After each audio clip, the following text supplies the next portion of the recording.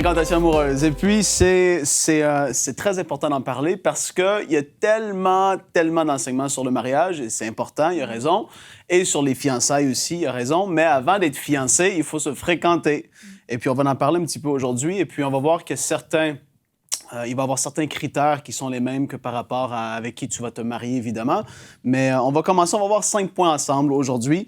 Le premier, c'est la personne doit être née de nouveau. Si tu aimes le Seigneur et puis tu veux marcher avec Dieu toute ta vie, fréquente quelqu'un qui est né de nouveau. Ça, c'est la première des choses les plus importantes. La personne doit vraiment avoir accepté Jésus comme son Seigneur et son Sauveur parce qu'il y a, il y a beaucoup de personnes qui se sont fait avoir et qui ont dit la fameuse phrase « Je vais l'apporter au Seigneur, tu verras, je vais le gagner à Christ ». Et puis, ils se sont fait blesser, avoir, jouer tout plein de tours et ils ont retrouvé le cœur brisé. Fais-toi pas avoir. Avant de fréquenter, entre guillemets, quelqu'un, avant de vouloir aller plus loin avec une certaine personne, assure-toi qu'elle soit bel et bien née de nouveau. Ça, c'est super important. 2 Corinthiens 6, 14 nous dit « Ne vous mettez pas avec les infidèles sous un joug étranger, car quel rapport y a-t-il entre la justice et l'iniquité, ou qu'y a-t-il de commun entre la lumière et les ténèbres? » Le point numéro 2, essaie d'éprouver le caractère de la personne, parce que ça aussi, c'est important. Avant de se fiancer, quand tu es rendu dans l'étape des fiançailles, c'est parce que tu envisages vraiment la vie avec cette personne-là.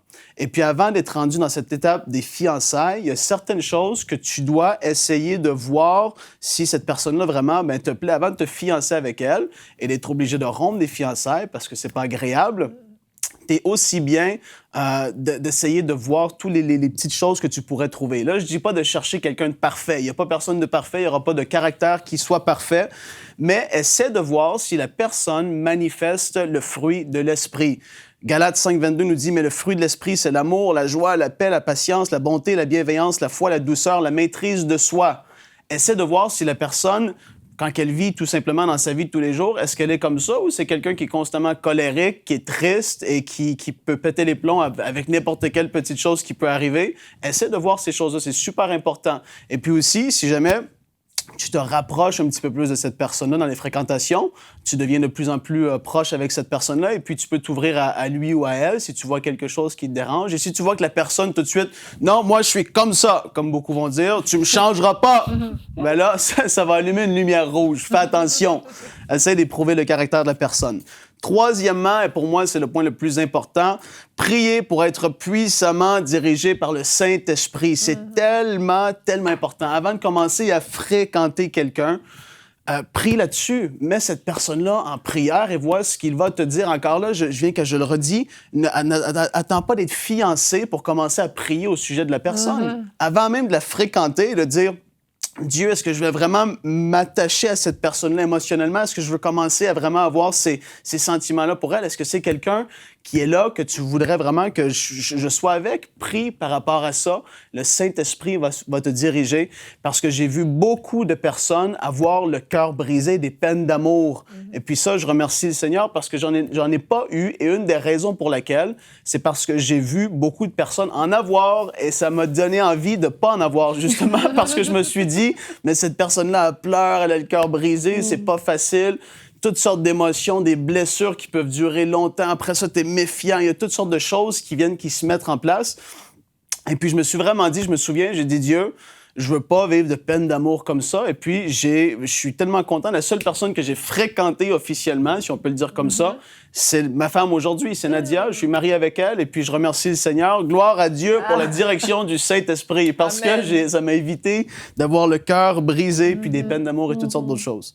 Le 4e point, ne dis pas à n'importe qui que tu l'aimes plus que tout au monde. Tu es le tout pour moi. Sans toi, je peux plus vivre. Et avant de rentrer dans toutes ces choses, ne donne pas ton amour à n'importe qui comme ça. L'amour que tu as dans toi, que tu as la capacité de donner à quelqu'un, tu as la capacité de t'ouvrir à quelqu'un, et de peut-être commencer à dire des choses assez comme secrètes, intimes à toi parce que tu deviens de plus en plus proche avec cette personne-là. Avant de faire ça, assure-toi que c'est vraiment la personne que tu veux fréquenter. Je reviens aux fréquentations, au thème des fréquentations. Avant de dire tout ça, parce qu'il y en a qui le font, et puis c'est des gens qui sont constamment sur Facebook, en couple, célibataire, en couple, célibataire. Et là, tu dis à tout le monde, à chaque personne que tu fréquentes, que c'est la personne de ta vie, mais en fin de compte, ça ne l'est pas. Et puis, on veut t'éviter ça aujourd'hui. Commence pas à dire ça à n'importe qui et à n'importe quand, parce que c'est pas la vérité. Attends vraiment la bonne personne. Le 5e point, avant de t'engager dans une fréquentation officielle, fréquente la personne avec d'autres amis et regarde comment cette personne-là se fréquente avec les personnes qui te côtoient. Ça, c'est super important. Je termine par ce point. Fais attention et fréquente cette personne-là avec d'autres. Regarde vraiment, je reviens sur le caractère, regarde comment cette personne-là allait et tu vas vraiment voir, tu vas être dirigé et je vais te mettre en garde pour terminer. Va lire le Proverbe 7, versets 13 à 26. La parole nous montre qu'il y a dans ce monde, dans ce siècle présent, vraiment de la séduction qui est là et tu peux te faire séduire par un homme ou une femme qui peut se dire chrétien, chrétienne, mais qu'elle ne l'est pas vraiment. Elle va te faire chuter dans l'immoralité, dans toutes sortes de péchés. Tu peux être séduit. Prends vraiment la parole, Proverbe 7, va le lire. C'est vraiment une mise en garde que Dieu nous met. Vraiment, fais attention à la séduction aujourd'hui par les paroles, ce que quelqu'un peut te dire. Tu es tellement belle, je t'aime. Et là, tu te fais avoir et puis tu te retrouves par la suite dans le péché. Fais attention à ça. Et oui, les fréquentations sont importantes avant les fiançailles et fais attention à qui tu vas fréquenter. Retrouvez la suite de ce programme dans l'émission Bonjour chez vous sur ENCI TV.